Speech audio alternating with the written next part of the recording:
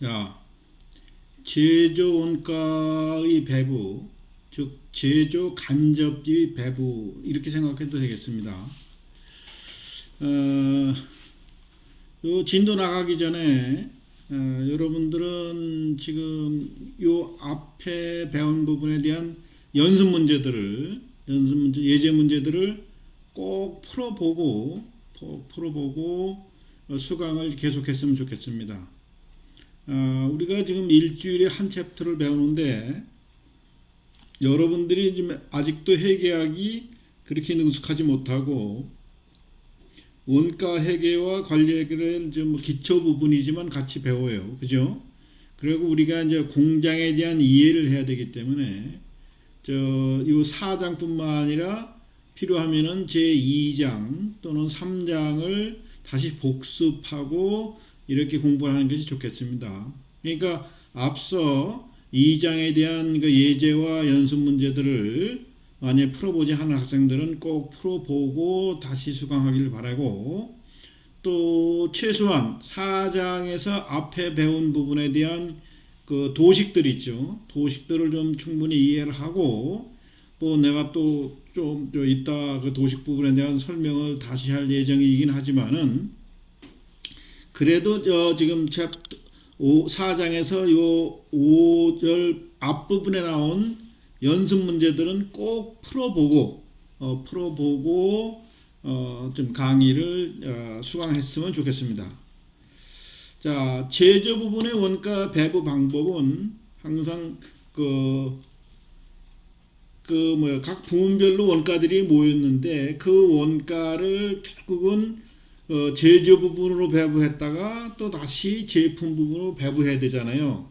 그러니까 원가를 집적시키는 것도 중요하고 합리적인 배부 기준을 찾는 것도 아주 중요한 겁니다. 즉 제조 부분 원가에는 제조 부분 자체가 발생시키는 원가, 어떻게 보면 그 부문의 개별 원비라고 보면 돼요. 또 부문 공통 원가, 그러니까 제조 부분뿐만 아니라 보조 부분에서 공통적으로 쓰는 비용들이 있어요. 그죠? 그런 부분들을 어떻게 배부할 거냐 하는 문제와, 또 보조 부분에 집계된 원가를 결국은 제조 부분으로 배부를 해야 되죠. 물론 제조 부분에서 배부된 집계된 원가를 결국은 제품으로다가 배부를 할 겁니다. 자, 즉 제조 부분의 원가를 결국은 제품에 배부할 거예요. 자, 우리가 아까 제조 부분의 원가가 결국은 뭐라 그랬죠? 제조 간접 원가의 배부다 이런 얘기했죠. 결국 제조 간접 원가의 배부율을 계산해내면은 배부 기준치, 그죠? 배부 기준 곱하기 배부율 하면은 배부 금액이 나오는 거예요. 자, 그래서 제조 간접 원가 배부율은 제조 간접 원가의 실제 발생액 합계를 배부 기준치의 집계치 합계예요. 이걸로 나누면은 배부 기준치 단위당 얼마 이렇게 나오겠죠. 그죠? 그걸 가지고 배부를 하면 되는 겁니다. 자, 그 다음에 이제 제품별 제조 간접 원가의 배부를 또 하면 되죠. 그죠? 자, 그러면 보세요. 제품별 제조 원가의 배부액은 제품별 배부 기준을 사용한 정도. 그러니까 이건 측정으로 나오는 거죠. 제조 간접 원가 배부율. 요것은 또는 이건 뭐 복수일 수도 있어요. 그 원가 중심점들이 각각 다를 때는 다른 배부 기준을 각각 사용해서 제품으로 배부를 할 거니까 아주 중요한 개념입니다. 자, 요것도 좀 여러분들이 완벽하게 이해하기 위해서는 요 앞에 부분에 있어서 이런 부분들을 잘 이해해야 돼요. 요건 상호 배분법, 또 요건 단계식 배분법 또는 계단식 배분법이라는 용어도 쓴다 그랬죠. 직접 배분법. 자, 요 앞에 이렇게 보조 부문들이 원가들이 모여서 배부 기준은 뭐 이렇게 다양할 수 있다는 거예요. 그래서 우리가 아까 배부 기준 할 때 한 가지만 얘기하는 것이 아니라 비용의 종류에 따라서 이런 다양한 배부 기준이 오늘 적용할 수가 있는 겁니다. 자, 이것도 보조 부분의 공통원가를 어떻게 할할 거냐. 이게 이제 이거는 제조 부분과 보조 부분의 공통으로 사용하는 거예요. 그래서 이건 다시 배분했다가 또 보조 부분에 있던 원가를 다시 또 제조 부분으로 또 배분할 거죠. 자, 이런 플로우를 여러분들이 잘 이해하고 있어야 됩니다. 내가 이 그림을 다시 한번 보여주려고 남겨본 건데, 보세요. 이게 원가 계산의 총괄된 표예요. 여기는 제조 간접원가 배부 과정 그래가지고 요거만 표시했지, 제목으로 달았지만 사실은 모든 원가가 다 포함되어 있죠. 직접 재료 원가와 직접 노무 원가는 제품 A와 B로 직접 추적이 가능하니까 그래서 직접 재료 원가, 직접 노무 원가라고 그러는 거예요. 또는 직접 노무 B, 직접 재료 B 이렇게 표현해도 상관이 없습니다. 교재에 따라서는 B라고 쓴 것들도 많고요. 이렇게 원가라고 쓴 것들도 좀 있습니다.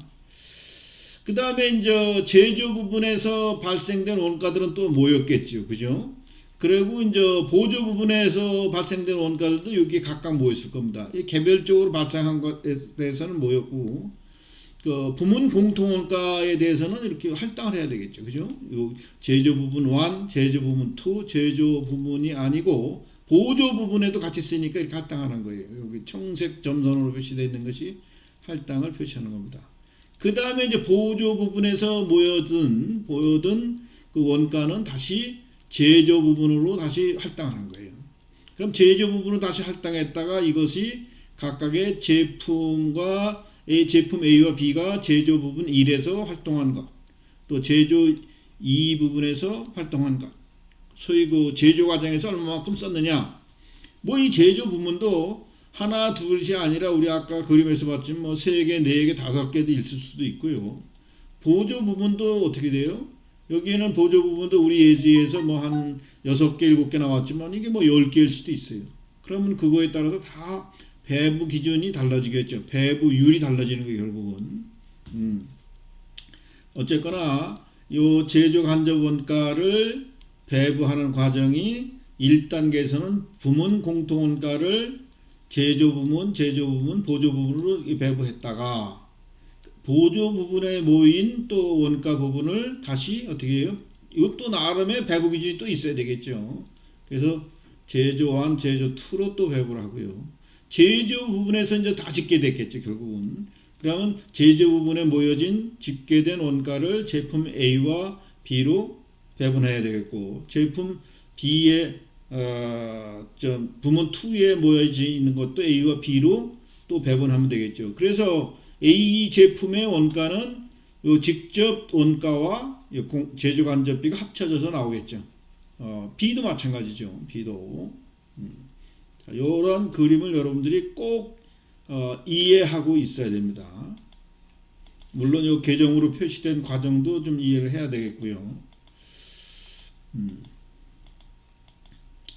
자, 그래서 제조원가 부분에 있어서 그 배부율이 이제 어떻게 만들어지느냐 하는 것은, 자, 첫 번째 공장 전체의 제조 간접 원가 배부율을 계산해서 그냥 배부하겠다.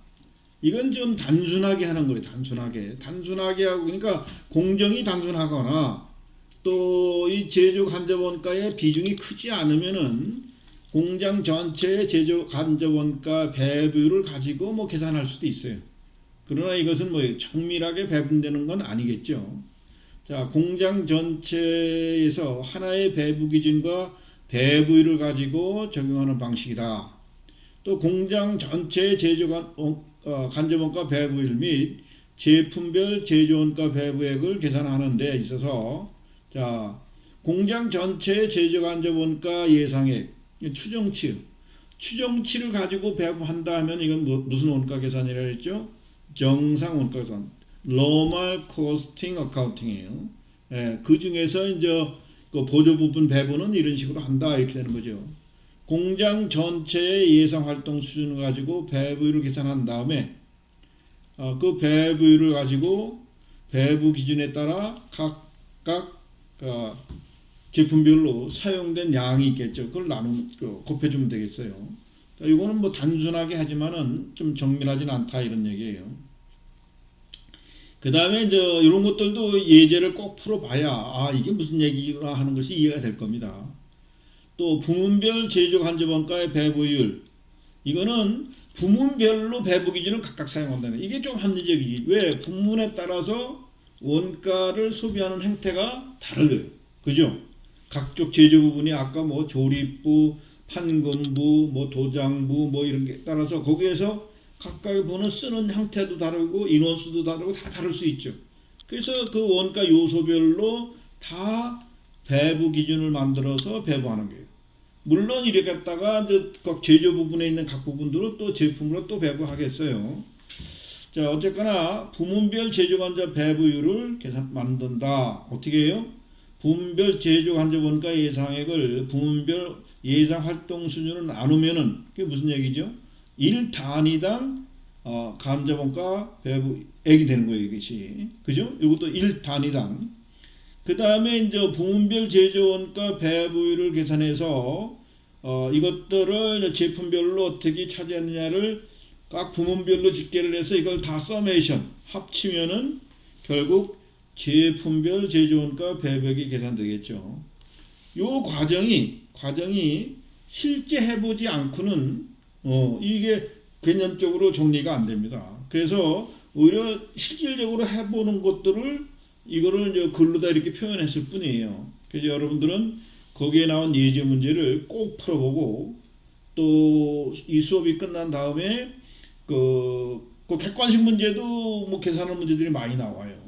그 다음에 이제 그 주관식 문제들을 꼭 풀어봐야 되는 겁니다.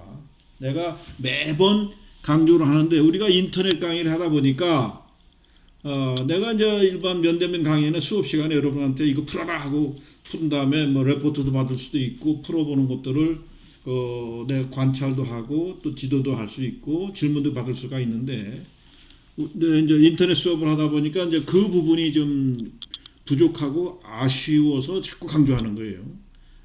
그래서 여러분들 제가 강조하는 이유를 알고 연습 문제들을 열심히 풀어보기를 바랍니다. 이상.